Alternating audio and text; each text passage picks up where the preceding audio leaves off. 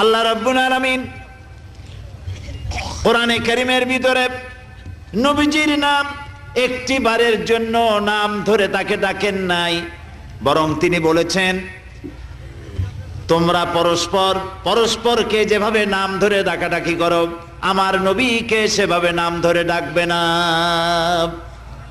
আল্লাহ নিষেধ করেছেন আমার নবীর নাম ধরে ডাকবে না।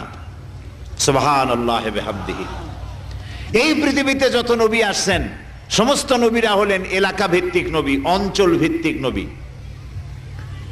এক এক এলাকার, নূহ আলাইহিস সালাম এক এলাকার, মুসা আলাইহিস সালাম আলাক এলাকার, দাউদ আলাইহিস সালাম আরাক এলাকার, এরকম এলাকা ভাগ ভাগ করা। কিন্তু মুহাম্মদ সাল্লাল্লাহু আলাইহি ওয়াসাল্লামকে আল্লাহ রাব্বুল আলামিন কোন এলাকার জন্য নবী বানান নাই।